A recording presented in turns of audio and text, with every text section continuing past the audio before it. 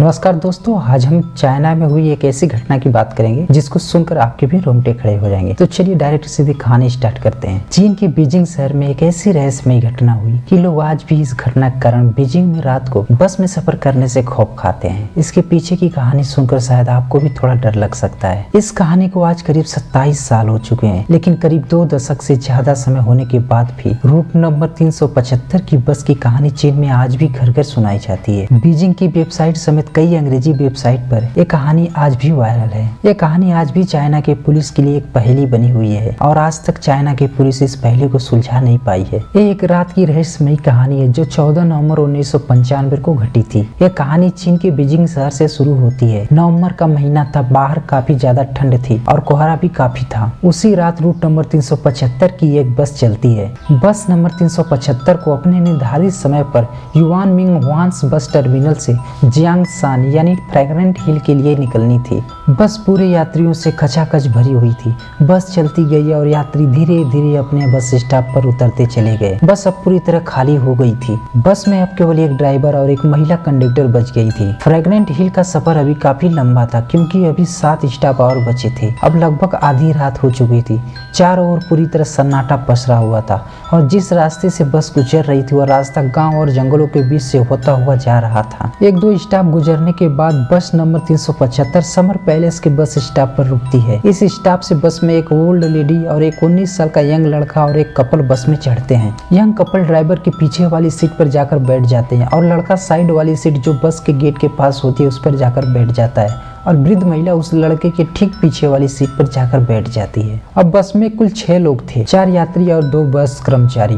बस दोबारा अपनी मंजिल की ओर चल पड़ती है। बस के अंदर का माहौल बिल्कुल शांत था। बस जिस रास्ते से होकर गुजर रही थी अब उस रास्ते पर कोई इंसान नजर नहीं आ रहा था। आधी रात हो चुकी थी, बाहर काफी ठंड और कोहरा था। लगभग 4 स्टॉप गुजरने के बाद बस के ड्राइवर को 2 लोग सड़क के किनारे खड़े नजर आए। यह देख ड्राइवर को काफी अजीब लगा। वह बस नहीं रोकना चाहता था क्योंकि वहाँ कोई बस स्टॉप ही नहीं था, लेकिन महिला कंडक्टर ने ड्राइवर को समझाया कि यह बस स्टॉप इस रूट की आखिरी बस है, इसके बाद इन्हें कोई दूसरी बस नहीं मिलेगी। ड्राइवर ने बस रोक दी। बस रुकते ही वो दोनों लोग बस के पीछे वाले दरवाजे से बस में दाखिल होते हैं। अब तक जो बस का माहौल पूरी तरह शांत था अब बिल्कुल अशांत हो चुका था। सभी लोग के होश उड़ चुके थे।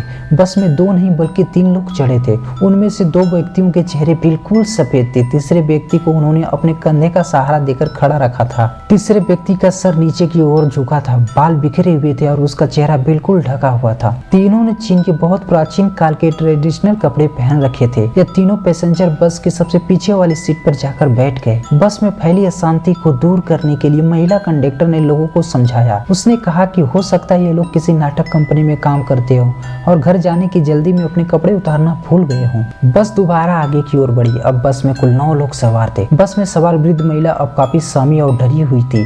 वह बार बार पीछे मुड़कर उन तीनों लोगों को देख रही थी। तभी अगला स्टॉप आ जाता है और यंग कपल इसी स्टॉप पर उतर जाते हैं। बस नंबर 375 फिर से अपनी मंजिल की ओर चल पड़ती है। अब बस में कुल 7 लोग थे और वृद्ध महिला अभी भी बार बार पीछे मुड़कर उन तीनों लोगों को ही देखती जा रही थी और बार बार सहम जा रही थी। लेकिन बस में मौजूद दूसरे लोग खुद में व्यस्त थे। लेडी कंडक्टर ड्राइवर से बात करने में बिजी थे और यंग लड़का बाहर का नजारा देखने में पूरी तरह व्यस्त था। तभी जोर की हवा चलती है। वृद्ध महिला अभी भी उन तीनों मुसाफिरों को देख रही थी। अचानक वो महिला जोर से चिल्ला पड़ती है और अपने आगे बैठे लड़के को एक तमाचा लगाकर कहती है कि कहाँ है मेरा पर्स। यह सुनकर लेडी कंडक्टर उनके पास आती है और बोलती है, यह लड़का आपका पर्स कैसे चुरा सकता है, यह तो आपके आगे वाली सीट पर बैठा है। लड़के ने भी यही बात कही, लेकिन वह महिला अपनी बात पर अड़ी रही और लड़के को पुलिस के हवाले करने को कहने लगी। ड्राइवर और लेडी कंडक्टर के काफी समझाने के बाद भी वो महिला नहीं मानी और ड्राइवर को बस अगले स्टॉप पर बस रोकने के लिए बोली। बस रुकते ही महिला जल्दी से लड़के का कॉलर पकड़कर घसीटा और अपने साथ उसे भी नीचे उतार दिया। महिला की इस हरकत से लड़का काफी परेशान था और उसने कहा, मैंने आपका पर्स नहीं चुराया है, आपने मेरे ऊपर गलत इल्जाम लगाया है। मेरी बस भी छूट गई और मैं अब घर कैसे जाऊंगा और यहाँ तो कोई पुलिस स्टेशन दिखाई नहीं दे रहा है। आपने मुझे यहाँ क्यों उतारा? महिला ने लड़के को समझाते हुए बोला, मुझे मालूम है तुमने मेरा पर्स नहीं चुराया है। मैंने तो तुम्हारी जान बचाने के लिए तुम्हें बस से उतारा है। लड़का अचानक चौंक जाता है और बोलता है मेरी जान आपने कैसे बचाई। फिर उस महिला ने कहा तुम्हें याद है वो तीनों मुसाफिर जो बस में चढ़े थे। लड़के ने कहा हाँ वो जो अजीब चेहरे वाले लोग थे।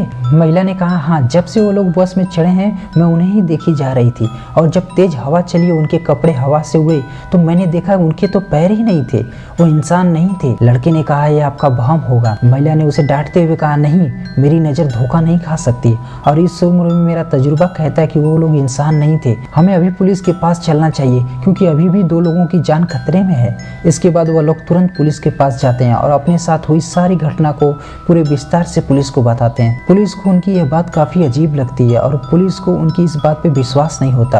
वह उनसे कहती है अगर ऐसा कुछ हुआ है तो हम देखेंगे, अभी आप लोग अपने घर जाओ। अगले दिन यानी 15 नवंबर को पुलिस को सूचना मिलती है कि युआन मिंग हुआन्स बस टर्मिनल से फ्रेग्रेंट हिल तक जाने वाली रूट की बस नंबर 375 गायब है। वह अपने निर्धारित बस टर्मिनल पर अभी तक नहीं पहुंची और बस ड्राइवर और एक लेडी कंडक्टर भी बस के साथ गायब हैं। यह खबर जब उस पुलिस स्टेशन पहुंचती है जहां रात को महिला और लड़का आए थे, पुलिस वालों के होश उड़ जाते हैं। उन्हें अब लगता है कि वो वृद्ध महिला सच बोल रही थी। पुलिस उस महिला और लड़के को तुरंत पुलिस स्टेशन बुलाती है और उनके बयान रिकॉर्ड करवाती है। देखते ही देखते ये खबर पूरे बीजिंग में आग की तरह फैल जाती है। पुलिस की काफी मशक्कत और छानबीन के बावजूद बस नंबर 375 की कोई जानकारी नहीं मिलती। यहाँ तक कि वो बस जहाँ वो महिला और लड़का उतरे थे उसके बाद के सारे सीसीटीवी कैमरे में कहीं कैप्चर नहीं हुई थी। 16 नवंबर को पुलिस को सूचना मिलती है कि एक बस नदी में गिरी हुई है। पुलिस फौरन मौके पर पहुंचती है और बस को नदी से बाहर निकाला जाता है। वह बस नंबर 375 थी। यह बस फ्रेग्रेंट हिल से करीब 100 किलोमीटर दूर एक नदी में मिली थी, लेकिन बस डिपो से जब संपर्क किया गया तो उसने बताया यह बस इतनी दूर जा ही नहीं सकती क्योंकि इसमें इतना तो फ्यूल ही नहीं था। बस में 5 लाशें मिली, एक बस ड्राइवर की, दूसरी लेडी कंडक्टर की और 3 उन मुसाफिरों की। अब चौंकने वाली बारी डॉक्टरों की थी। उनका कहना था कि 2 लाशें पूरी तरह सही सलामत है लेकिन 3 लाशें पूरी तरह से सड़ चुकी हैं। ऐसा लगता है कि मानो इनकी मौत काफी पहले हो चुकी है, जबकि बस को गायब हुए अभी 48 घंटे ही हुए थे। हैरानी तब और बढ़ जाती है जब उनकी पोस्टमार्टम रिपोर्ट आती है।